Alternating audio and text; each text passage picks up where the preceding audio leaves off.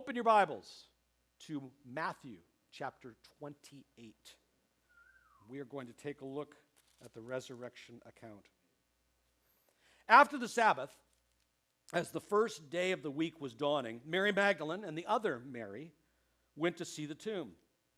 And suddenly there was a great earthquake, for an angel of the Lord had descended from heaven and came and rolled back the stone and sat on it.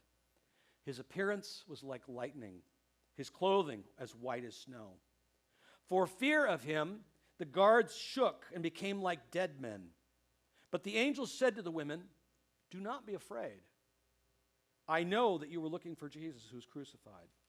He is not here, for he has been raised as he said. Come and see the place where he lay, and then go quickly and tell his disciples, he has been raised from the dead. And indeed, he is going ahead of you to Galilee, and there you will see him. And this is my message for you." And so they left the tomb quickly with fear and great joy and ran to tell his disciples. Suddenly, Jesus met them and said to them, "Greetings."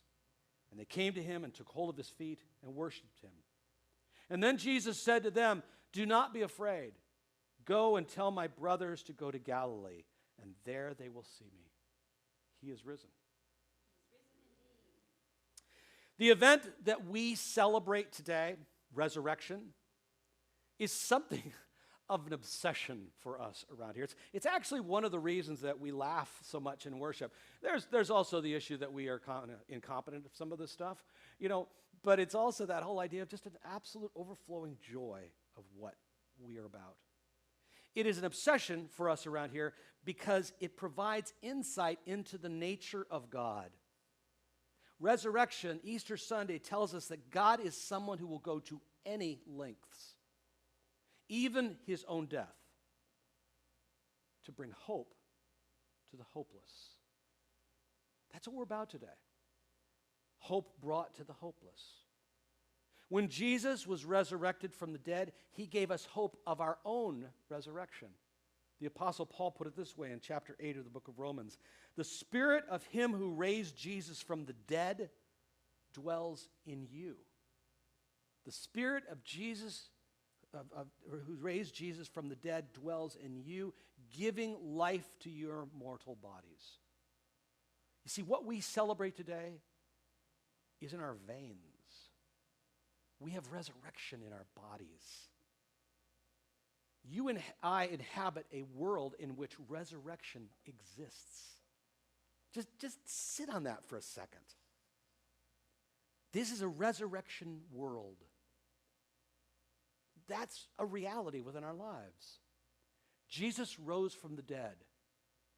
Really. The real guy. The physical man. For 3 days, every cell in his body stopped. For 3 days, every cell in his body began to decay. And then, early on the first day of the week, while it was still dark, in a burst of God just being God, his lungs flooded with oxygen, and every cell in his body resurrected. This happened. We actually have more proof of Jesus' resurrection than we have proof for the existence of Socrates. Stop and think about that. We have 5 historical reports of it. We have 21 letters. We have something called a revelation, whatever that is. Not to mention thousands of years of people who, just like us, for whom the resurrection changed their lives. Thousands of years of people lived in a resurrection world which called them to lean into hope. Living a resurrection world means that hope is possible. And because hope is possible, anything is possible that is possible. You know those days when you can barely get out of bed? Maybe today was one of those days. For whatever reason, you didn't sleep well last night because Satan kept playing his slideshow at 3 o'clock in the morning, or you're just feeling your age, or you're worried about the world or your kids or your own body or what's going on, you know those days? Christ infuses those days with power and the power of resurrection. And the resurrection changes everything. Because Christ is risen, we can rise. Because God is living, we're alive. Because his cross is powerful, because he rose invincible, we have hope. Because we have hope, when we fall, and we will fall, we can get off the floor. In fact, our participation in hope assumes our getting up. Nail and cross of thorns equity, if you will. Think of a toddler. When a toddler is learning to walk, she falls down a lot. But as she continues to get up, she learns to walk. It's okay to fall down. It's perfectly acceptable to fall down. Falling down, in fact, is part of getting up because there's no resurrection without the falling of the cross. What's not okay is for us not to get up. It's not okay for us, our community, for the church, or for the world. Christ died and rose again to give us life in the here and now. Christ died and rose again for us to become participants, not just observers, but participants in his great act of resurrection, his great act of hope. God died so we can take a chance on resurrection life, not just for me, not just for you, but for all of us. What does that look like? It looks like stepping out of our comfort zone. It looks like being sheep and not goats. It means feeding the hungry. It means clothing the naked. It means welcoming the stranger. And today, in this era of pandemic, it means wearing a mask and socially distancing. And, if you can, getting the vaccine. Now, I know some of you might consider that last one a bit of a non sequitur. But in the pandemic years of 2020 and 2021, wearing a mask and socially distancing and getting the vaccine is illustrative of a resurrection life of hope. It is how we exhibit hope to the world. Bear with me. I find it fascinating how having a foreign substance injected into my body brings the hope that I will not get sick. And if I do get sick, I will not get as sick. I find it absolutely fascinating that I can exhibit care for others through the small inconvenience of wearing a mask, of socially distancing. I find it fascinating that the power of Christ's resurrection cannot be had by proxy. We have to have it in relationship with him. And I find that this fascinating how this connects so illustratively to what Christ did for us that we celebrate today on this resurrection day. Now, I don't want to get too far out of my lane here, but you all know what DNA is, right? Deoxyribose nucleic acid, right? It's a molecule that is found in all known life. Maybe not Matt Bond's life, but all known life. And it instructs our genes in things like our eye and hair color, our blood type, our height, and actually everything biological. The communication system for all of this comes from another molecule called an RNA molecule, without which DNA couldn't do its job. Now, for the past too long, our life has been at the mercy of the COVID-19 virus. Everybody say boo. Boo. What is a virus? Well, a virus is, like all life, a collection of DNA and RNA code, which it uses, as does all life, to make copies of itself. The problem with viruses is they're just a little too much all about me, and they're trying to kill us. And we would prefer that not happen. Medically, most viruses are fought using vaccines, be it something seemingly normal as the flu, or as horrifying as smallpox or polio or COVID-19. Virologists like Louis Pasteur or Edward Jenner or Jonas Salk worked for years to study and then develop vaccines to combat viruses. Most of this time, this takes place via a small part of the virus being introduced into a cell so the body can fight it. And the common wisdom is the development of a vaccine takes 10 years and $10 billion. However, under the direction of the Trump administration, scientists began using an approach that was built on research that had begun in 1961 called an mRNA vaccine or messenger vaccine, which instead of infecting the host with a small part of the virus, literally instructs the cell to make a harmless, at least to the host, spike protein to get rid of the virus and begin making antibodies. Now think about that for a minute.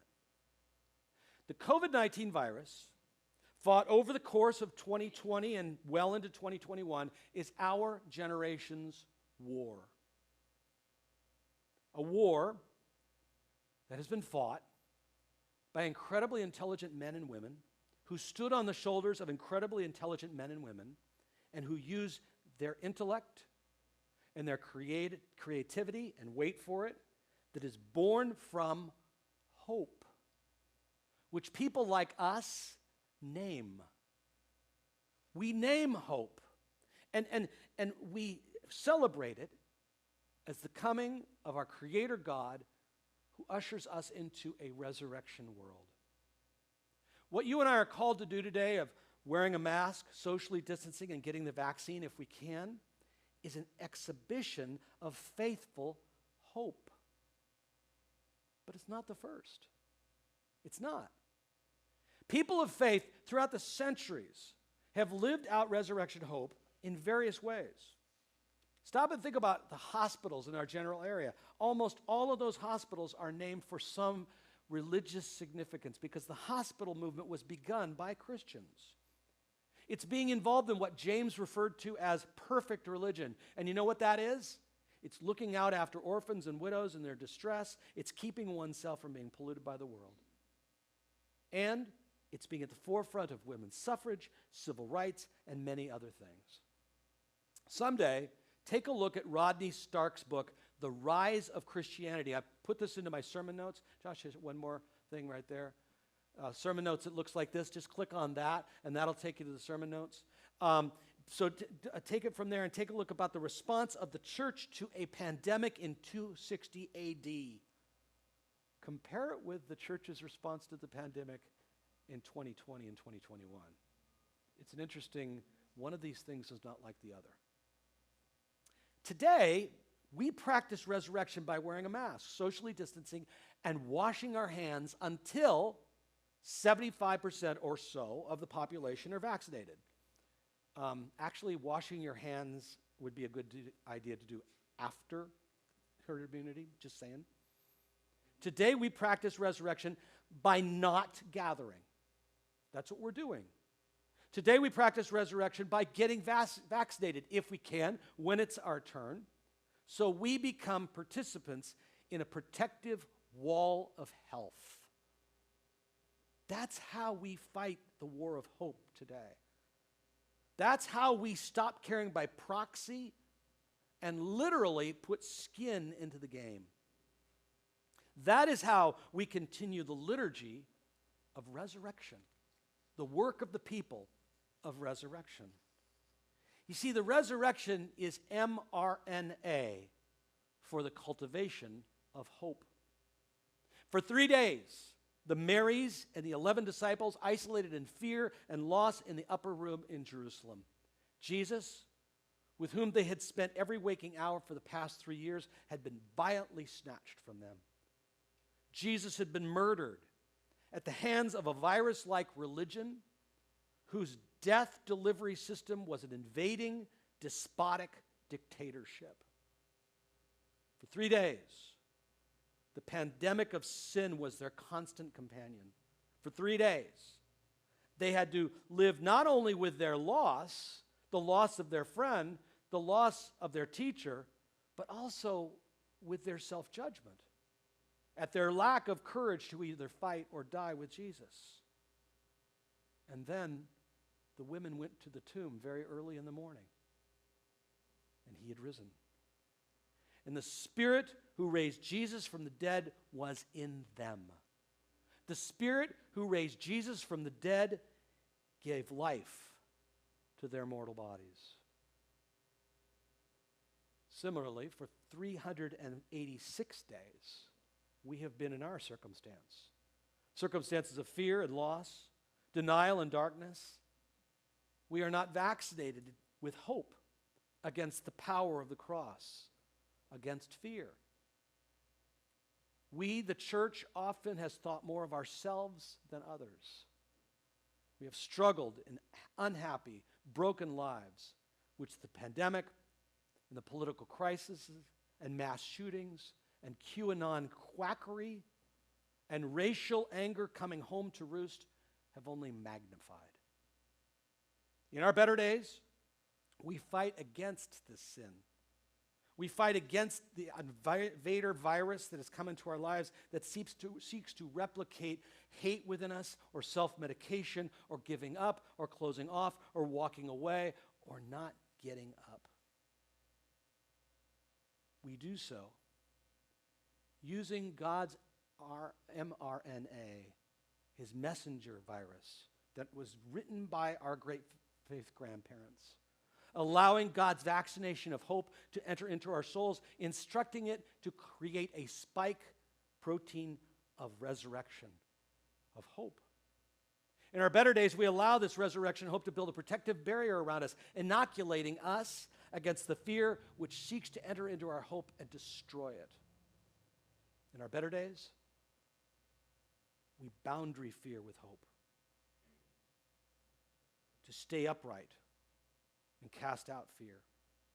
Hope that was proclaimed and presaged centuries before Christ's incarnation and resurrection by the mRNA of the prophets. People like Jeremiah, who wrote, "The days are coming, says the Lord, when I will make a new covenant with the house of Israel and the house of Judah. It will not be like the covenant that I made with their ancestors when I took them by the hand to bring them out of the land of Egypt, a covenant that they broke, though I was their husband. But this is not the covenant that I will make with the house of Israel after those days. I will put my law within them. I will write it on their hearts, and I will be their God, and they will be my people." And others like the prophet Micah, who applied God's morality handcrafted in the Ten Commandments with this, that we are to do justice, that we are to practice loving kindness, and we are to walk humbly with our God. Our fear is vaccinated with the mRNA of these ancient prophetic promises, speaking New Testament hope into 21st century fear. Resurrection is hope that God is with us. Resurrection is hope that God is for us. Resurrection defeats the death that we now experience because it moves us towards something greater than ourselves.